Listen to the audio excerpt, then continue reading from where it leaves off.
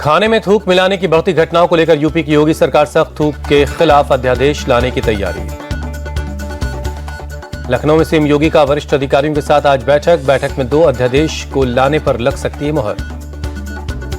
उत्तर प्रदेश के बहराइच में कल हुई हिंसा के बाद बड़ी संख्या में पुलिस बल तैनात है। हिंसाग्रस्त इलाकों में अर्धसैनिक बलों की तैनाती भी की गई है। कल हुई हिंसा के बाद अब तक 30 से ज्यादा दंगाई हिरासत में जहां तहां दिख रही हैं जली हुई गाड़ियां और जले हुए घर मकान। प्रशासन और पुलिस की जनता से अपील, अफवाहों और भ्रामक खबरों से सावधान रहें। बहराइच के हालात पर सीएम योगी की नजर। सीएम के निर्देश पर ग्राउंड जीरो पर एडीजी कानून व्यवस्था और सचिव गृह मौजूद।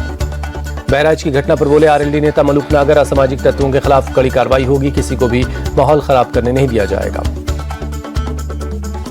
यूपी के कुशीनगर में सोशल मीडिया पर भगवान राम के विवादित पोस्ट पर मचा हंगामा। लोगों ने प्रदर्शन किया, सड़क जाम की।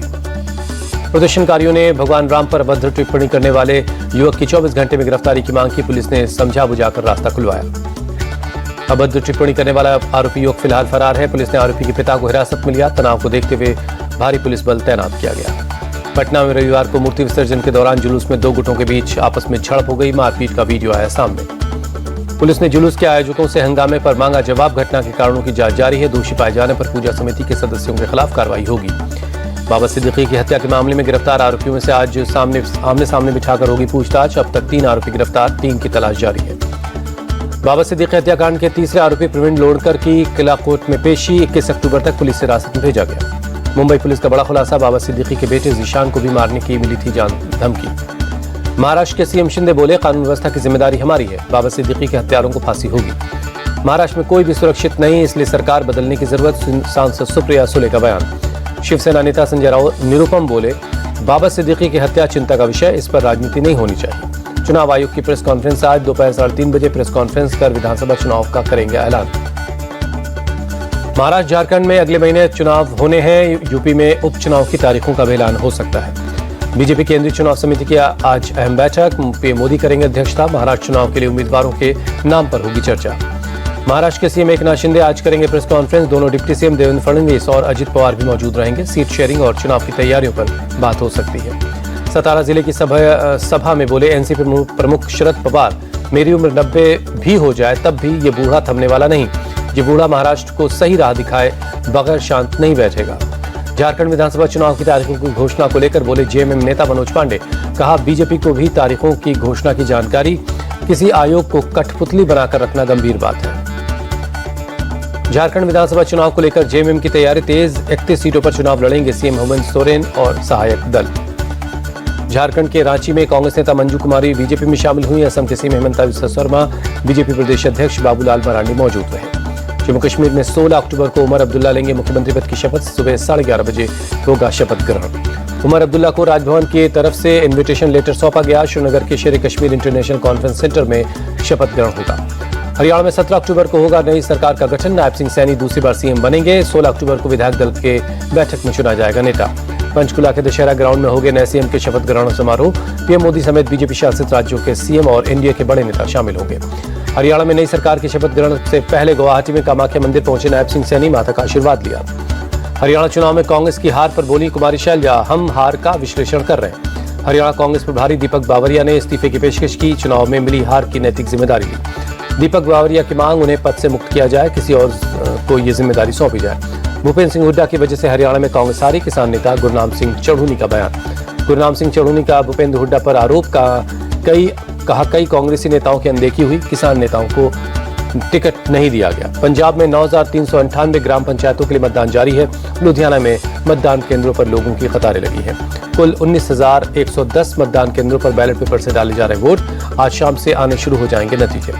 पंजाब में सरपंच और पंच के 48,861 उम्मीदवारों का पहले ही सर्वसम्मति से चुनाव हो चुका है। 9,398 ग्राम पंचायतों के लिए आज वोट डाले जा रहे हैं। पंजाब के अमृतसर में ग्राम पंचायत के लिए मतदान जारी है। मुलेचक के एक मतदान केंद्र पर वोटिंग के लिए लगी लोगों की भीड़।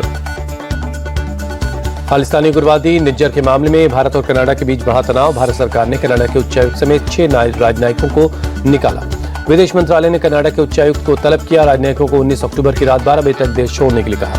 भारत सरकार ने कनाडा से राजनयिक रिश्ते खत्म किए। भारतीय उच्चायुक्त समेत सभी राजनयिकों को कनाडा से वापस भारत बुलाने का फैसला। भारतीय विदेश मंत्रालय ने कहा, उच्चायुक्त पर बेबुनियाद आरोप लगाए गए। ट्रूडो सरकार के एक्शन ने भारतीय डिप्लोमेट की सुरक्षा को खतरे में डाला। कनाडा और भारत के तनाव के बीच जस्टिन ट्रूडो की सफाई, कहा, हमने भारत के साथ रिश्तों में तनाव पैदा करने का विकल्प नहीं चुना। भारत की सख्ती के बाद पीएम ट्रूडो ने दोनों देशों के लोगों के आपसी रिश्तों की दुहाई दी। कहा, लोगों के बीच गहरे ऐतिहासिक और व्यापारिक रिश्ते हैं। कनाडा के उच्चायुक्त डी फेयर स्टुअर्ट व्हीलर ने निज्जर कांड में सबूत मुहैया करवाने की बात कही। बोले, भारत को उन सभी आरोपों पर गौर करना चाहिए। कनाडा में भारत के पूर्व उच्चायुक्त केपी फेबियन ने ट्रूडो को खालिस्तानियों के साथ बताया। कहा, जब तक कनाडा में सरकार नहीं बदलती तब तक हालात ऐसे ही रहने वाले हैं। श्रीलंकाई नौसेना ने 51 भारतीय मछुआरों को रिहा किया। चेन्नई एयरपोर्ट पर सरकार ने मछुआरों का किया स्वागत।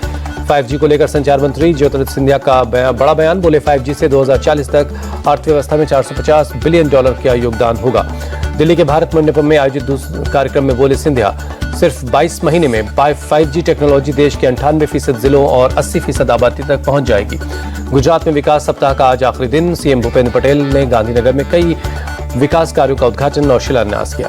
चेन्नई में आज भी भारी बारिश के आसार। कल से हो रही बारिश से शहर में कई इलाकों में हालात खराब है। चेन्नई के कोयम्बटूर इलाके में भारी बारिश के चलते जलभराव, सड़कों पर हर तरफ पानी भरा है।